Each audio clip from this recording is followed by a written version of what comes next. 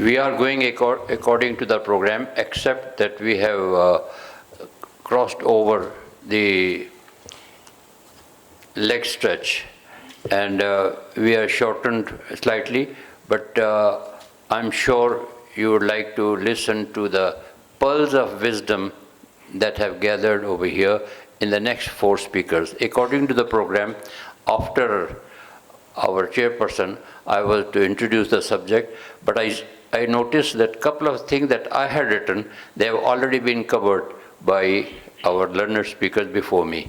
So therefore, I will be further brief in my address, in my paper. I feel the effects and the imminent disasters coming onto the planet Earth are unstoppable.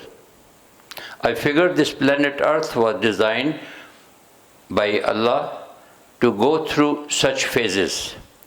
It is said that Earth is 4 billion years old, but we hardly know what exactly happened before 10,000 years.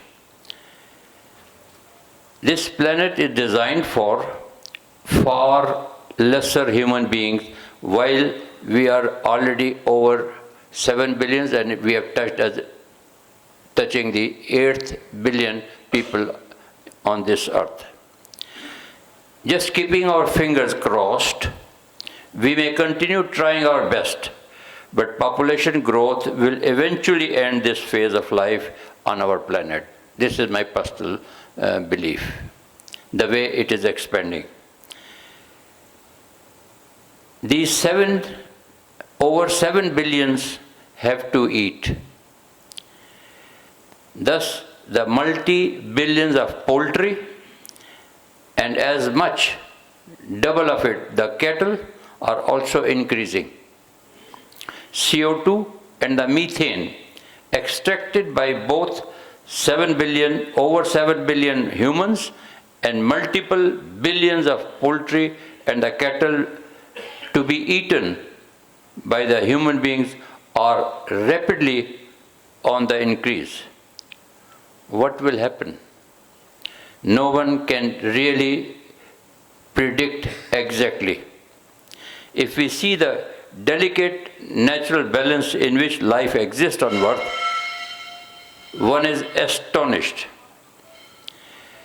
Climate change with increase of temperature on planet is a deadly threat to life on Earth, especially to the human beings. And that is coming towards an end, and it is said that this planet has the life, including human beings, that have got by the end of this century, if it continues the way it is continuing right now.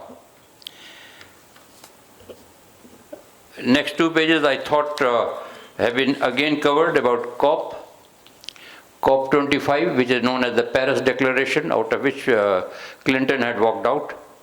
Had certain, even after walking out, certain points were raised, and if we do not follow them, there's a clock in New York which is clicking every second, and most of the things so far have not been covered.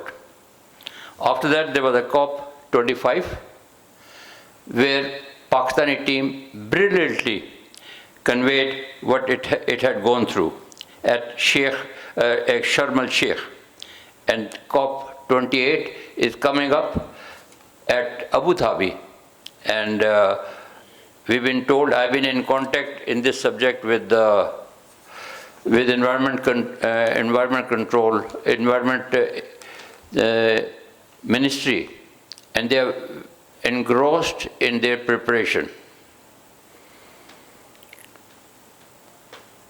The fact is that inhabitants of different regions have been shocked by the ferocity of the extreme weather seen all the contents of 2023.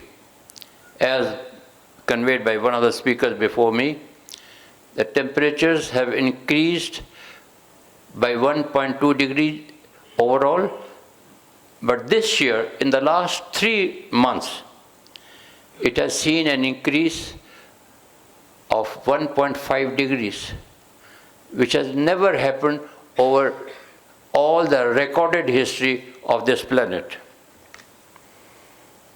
So therefore we have to plan and shift accordingly. I think on this subject, one of my previous speaker, Dr. Saab, has covered, so I'll forego these 2 pages again, and then come over to the second portion of this thing and its effects on Pakistan. Ladies and gentlemen, we have signed a treaty with India, Indus Basin Treaty we have signed. As a matter of fact, we should not have overgone to give India, under the present setup, 3 rivers to them. The rights internationally known are best next to the river as they are closer. We have seen that water has been taken from Beas until to Rajputana, whereas right of over these waters were greater for Sindh, Thar area, Thar desert, and the desert east of Bhavalpur and Rahimya Khan. Whereas Indus and tributaries, we had the more right over it, but now that we are in it, we have to find out the solutions to it.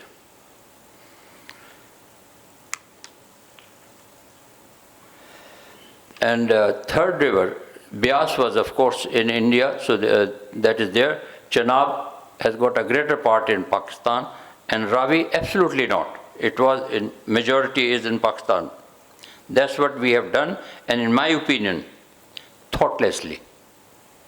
While India is irrigating Rajputana by the canals, which are far away from the river than the deserts that I have mentioned. However, Indus Water Treaty is a reality, and we have today experts who have, some of them have already explained, and now they will be coming forth soon. And after this, therefore, I now invite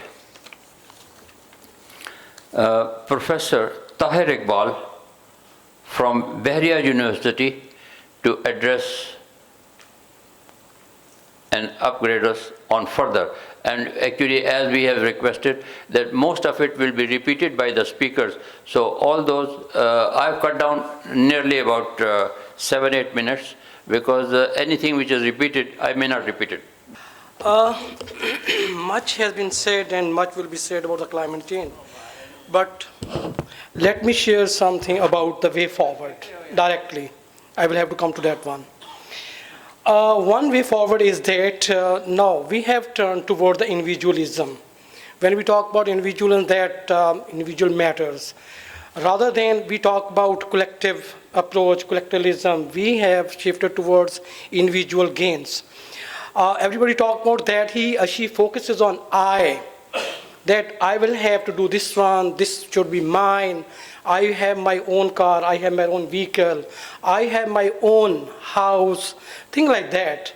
So rather than we have to think that they use the word we are focusing on I.